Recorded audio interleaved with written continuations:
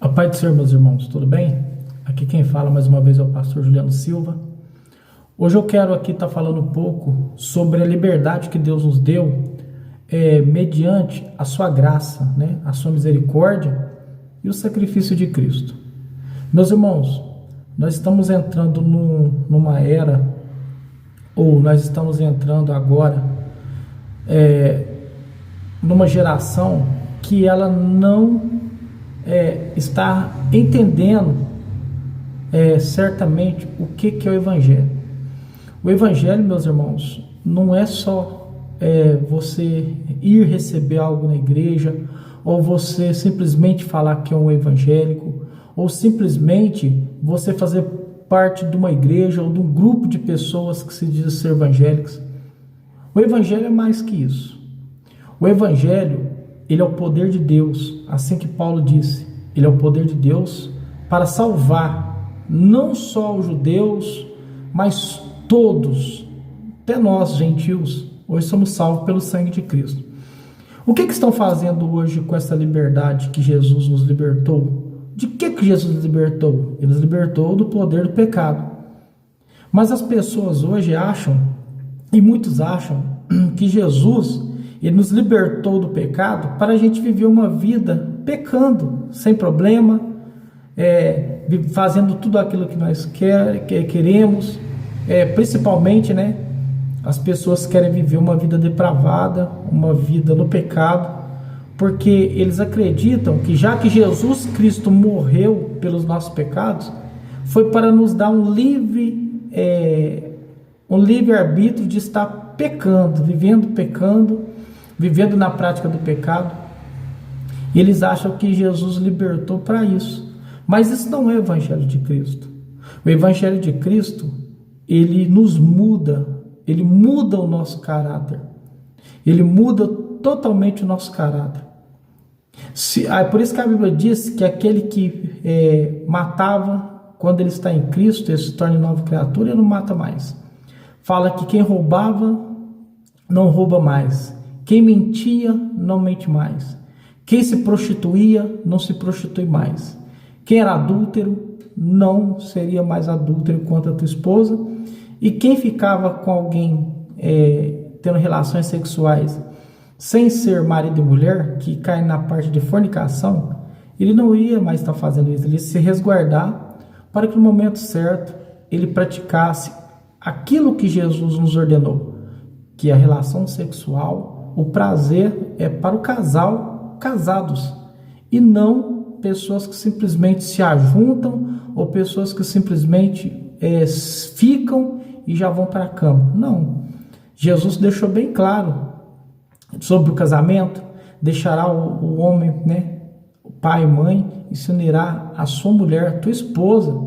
O apóstolo Paulo também ele diz, né, que por causa da prostituição é melhor casar do que viver se abrasando.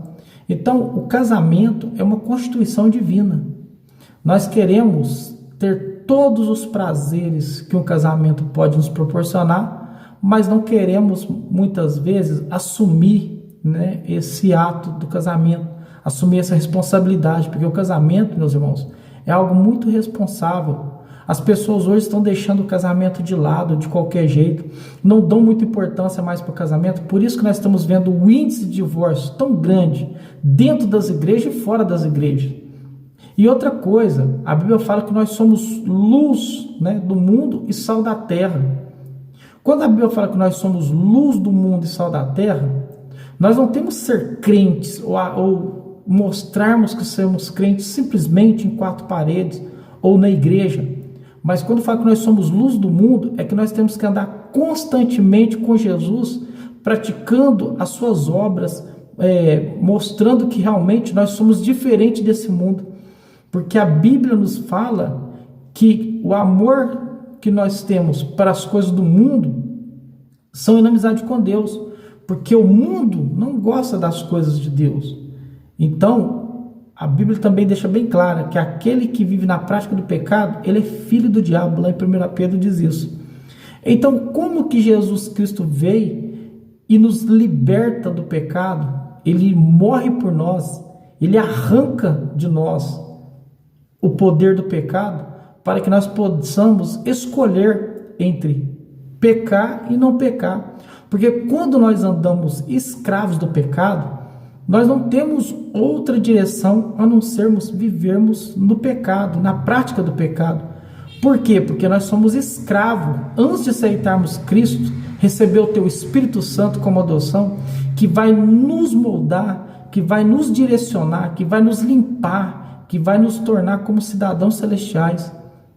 Antes disso, eu e você praticava o pecado e no momento nós achávamos na nossa mente que nós estávamos fazendo alguma coisa errada, porque como se diz, né, um ditado popular, todo mundo faz, mas não é porque todo mundo faz que está certo, não é porque tudo que as pessoas fazem está certo. Nós temos que andar diante da palavra de Deus. Eu quero deixar bem claro que a Bíblia ela é inerrante, a Bíblia ela é a palavra de Deus. Eu quero dizer para você que o espírito do anticristo já está na terra. Jesus já disse isso. E muitos já têm o espírito do anticristo. O que é o espírito do anticristo? É tudo aquilo que vai contra os princípios de Cristo. Quando nós vamos contra a viver uma vida em santidade, isso é um princípio de Deus. Então, nós estamos sendo anticristo, porque Cristo nos resgatou do poder do pecado para andarmos em santidade e em santificação. Porque ele diz que se nós não andarmos em santidade e não santificarmos a nossa vida até a volta dele, ou seja, no arrebatamento, ou seja, em morte nossa, nós não veremos ele, nós não estaremos com ele, porque nós já vamos morrer condenados. Mas ainda há tempo de nós andarmos nas coisas de Deus. Ainda dá tempo da gente viver os princípios de Deus. Eu quero dizer para você esta noite que Deus nos libertou do pecado, do poder do pecado, não para nós vivermos na libertinagem, para nós vivermos do jeito que nós queremos, mas a Bíblia diz que é para nós vivermos em novidade de vida. O Senhor nos santifica e a graça não foi feita somente para nos perdoar. A graça ela é poder de Deus para nos manter em santidade e santificação diante de Deus. Isso é uma coisa que muitos não veem, porque está lá no profundo, está lá no oculto, está lá na nossa essência. Às vezes nós podemos ver a casca, uma pessoa que aparentemente parece ser cristã, mas você vai ver lá no escondido, lá no oculto, é uma pessoa que vive as práticas dos pecados, que é considerado pecado oculto e que não está encoberto diante dos olhos de Deus, porque Deus vê tudo, de Deus ninguém esconde nada. Então, quando nós vemos aí esse evangelho que estão pregando sobre liberdade cristã, a liberdade que você pode fazer tudo o que você quer, que você sente, que o teu corpo sente, que a tua carne sente, isso não é pecado. Deus não vai olhar para isso e vai nos condenar, porque Jesus já morreu. Mas engraçado, né? Jesus já morreu, ele pagou o preço. Ele pagou o preço para Deus, para o próprio Pai. O próprio Pai o puniu. O pecado que não foi ele que fez, mas que foi imputado sobre ele, que é o meu e o seu pecado, e de toda geração, de toda a humanidade. Aí é engraçado as pessoas achar que podem viver pecando, que não vai ter nada a ver. Mas a Bíblia diz que Deus não poupou nem o teu filho, nem o teu próprio filho por causa do pecado. E a Bíblia também nos diz que a ira de Deus se manifesta do céu sobre toda a impiedade e sobre todo o pecado que a humanidade comete. Eu quero estar lendo aqui um versículo aqui para você, que se encontra aqui no livro de Gálatas, capítulo 5, no versículo 3, diz assim, 13, diz assim: porque vós, irmãos, fostes chamados para a liberdade, não useis então a liberdade para dar ocasião à carne, mas servi-vos uns aos outros pelo amor. Tá vendo? Aqui o apóstolo Paulo está falando para os Gálatas que essa liberdade que o Evangelho nos deu, que Cristo nos deu, pagando o preço, não é para nós vivermos na libertinagem, ou para nós vivermos aqui, numa vida de pecado. Quando ele fala aqui para a gente não usar a liberdade, dando ocasião à carne, porque o que a Bíblia fala sobre a carne? Aqui também fala aqui, aqui fala aqui em Gálatas 5, 16, diz assim, Digo, porém, andai no Espírito e nunca satisfará a concupiscência da carne. Então, meus irmãos, quem anda no Espírito não vai viver nas práticas do pecado da carne, porque a Bíblia também nos mostra que Deus condenou o pecado na carne. Por isso que ele fala, ande no Espírito e não praticarás a concupiscência da carne. O que é a concupiscência da carne? É os desejos pecaminosos que essa carne nossa tem. Eu quero dizer para você, quando eu e você converte, irmãos, nós agora temos duas sementes, a semente adâmica caída e a semente de Cristo, através do Espírito Santo, através do nosso Espírito. Então, hoje, nós temos a opção, por isso que nós fomos libertos.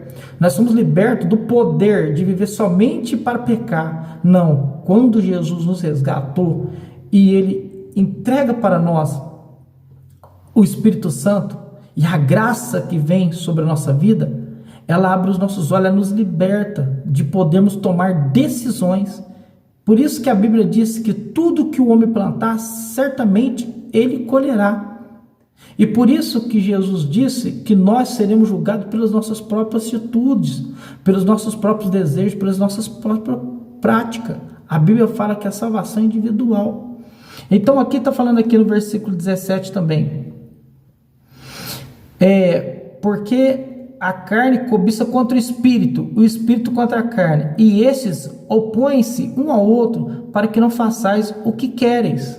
Olha para você ver. A carne se opõe contra o espírito para nós não obedecermos a Deus e andarmos como os filhos de Deus. Porque a Bíblia fala que aquele que nasce do Espírito é chamado filho de Deus, aquele que aceita Cristo, aquele que tem a fé em Cristo, que o recebe e que recebe o Espírito Santo, ele é chamado de filho de Deus, porque ele, meus irmãos, ele se arrepende dos seus pecados e abandona. E isso não é a obra do homem, é a obra do Espírito. Então, quando nós fazemos isso, nós somos chamados de filhos de Deus. Antes disso, nós somos apenas criação de Deus. Mas a Bíblia também diz que quem anda na prática do pecado é filho do diabo.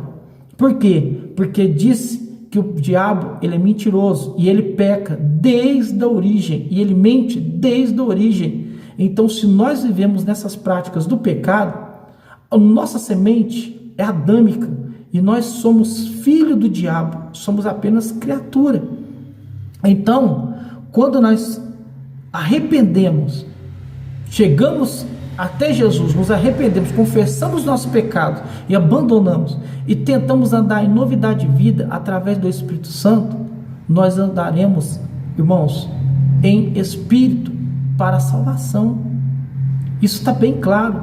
Então não existe esse negócio que Jesus nos libertou para podermos vivermos a prática do pecado agora sem culpa, sem condenação. Não, ele não fez isso para a gente andar deste modo, mas ele fez nós novamente nascido do Espírito para que nós andássemos no Espírito. Porque aqui, as obras da carne, elas são manifestas: a prostituição, impurezas, lascívias, idolatria, feitiçaria, inimizades, porfias, emulações, ira, peleja, dissensões e heresias, invejas, homicídios, bebedices, glutonarias e coisas semelhantes a essa.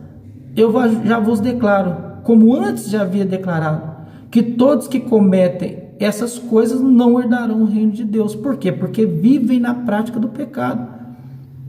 Meus irmãos, você acha justo um homem morrer, o nosso Deus que se esvaziou de si, veio em forma humana, morrer por causa do pecado? Porque o pecado, ele é mais terrível do que o próprio Satanás.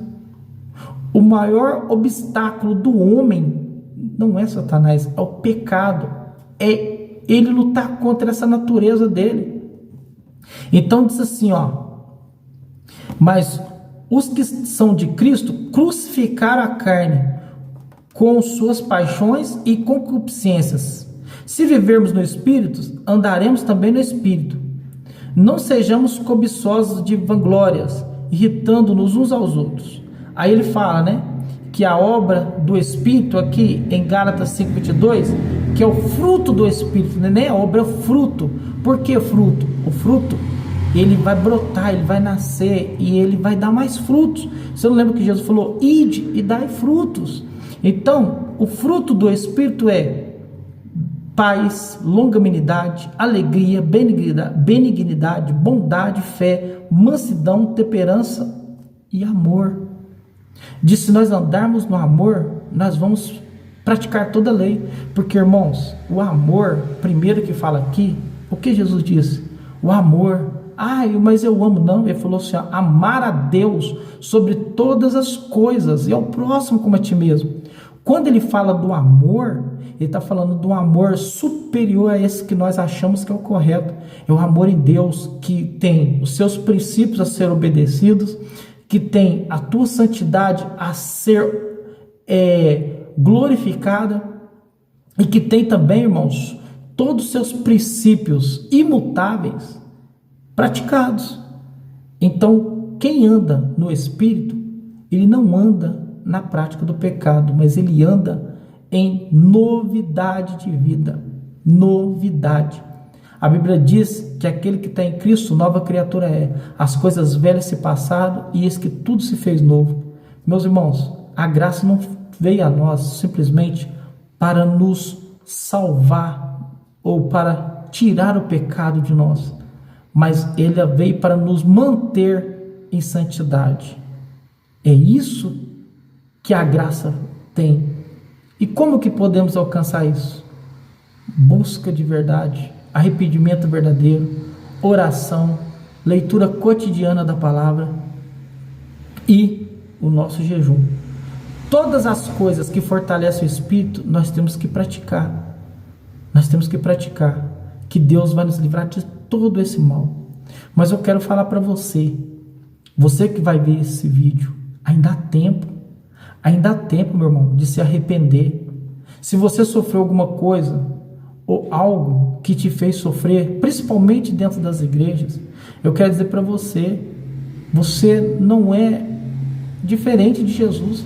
Jesus sofreu as maiores perseguições na época pelos religiosos, pelos aqueles que ele veio. Ele sofreu, meus irmãos, o traidor estava entre eles, que era Judas, e ele nunca desistiu daquilo que ele foi chamado para fazer. Então não desista, não desista. Jesus disse: se o mundo me odiou, vai odiar você também. Porque o mundo não amou Cristo. Então você quer que o mundo te ame? Não vai te amar, não vai me amar. Mas nós temos que amar o mundo e pregar o Evangelho. E eu quero dizer para você que o espírito do anticristo já está na terra faz tempo. Tudo aquilo que se opõe a Cristo é o espírito do anticristo. Principalmente as pessoas hoje que vão contra a Bíblia, que vão contra os princípios de Deus, que vão contra a santidade, que vão contra as vestes que Jesus falou que nós temos que apresentar, nossas vestes brancas, claras. A Bíblia fala que nossas vestes, os nossos trajes, não pode trazer escândalo. Então nós temos que ser moderados, nós temos que ser coerentes. Então é isso que a palavra diz. Mas o espírito do anticristo já está aí. E logo, logo vai se manifestar verdadeiramente o próprio anticristo. Mas no mundo já tem vários anticristos. O mundo já está com o espírito do anticristo. Só falta ele se manifestar. Eu não posso te dizer quando e onde. E ninguém pode dizer. Muitos dizem que Jesus vai voltar daqui, ia voltar daqui 1500 anos. Ninguém sabe o dia e a hora que Jesus irá voltar. Ele não deixou isso claro para ninguém, mas ele prometeu que irá voltar. Então eu creio porque ele disse. E ele disse que vai vir arrebatar uma igreja lavada e remida pelo teu sangue. Amém? Que Deus abençoe a sua vida, continue nesse propósito. Se você desanimou, volte para Cristo. Meus irmãos, não viva este amor raso, este amor só de pedir, esse amor só de querer receber, mas ame a Deus de verdade, que quando você o ama, o que você menos vai querer, não vai ser a tua primícia, é a bênção de Deus, vai ser a adoração, o amor a Ele. Porque Jesus Cristo deixou bem claro: buscar em primeiro o reino de Deus, a sua justiça, que as demais coisas vos serão acrescentadas. Ou buscar em primeiro o reino do céu. Então, nós temos que viver esse reino. Amém? Deus tem coisas melhores para mim e para você. Deus tem coisas maravilhosas para mim e para você, tanto aqui nessa terra quanto no céu. Então, meus irmãos, não perca essa oportunidade. Volte hoje, volte agora. Não perca tempo. Peça a Deus perdão por qualquer pecado que você cometeu e que você vem cometendo, e abandona isso, que Jesus, na hora, Ele vai te perdoar e vai jogar o teu pecado no poço do esquecimento e vai te dar uma novidade de vida e vai tornar você luz e você será um cidadão celestial. Amém? Deus abençoe a tua vida, a paz do Senhor. Se inscreva no meu canal, ativa o sininho, dê um like, comenta, compartilha, porque esses vídeos que eu tenho feito é para propagar o evangelho. E meus irmãos, eu não me preocupo com críticas, com nada, eu só prego o evangelho, e é para isso que eu fui chamado, e isso eu pregarei até o fim. Amém? Que Deus abençoe a sua vida, a paz do Senhor, e fica com Deus.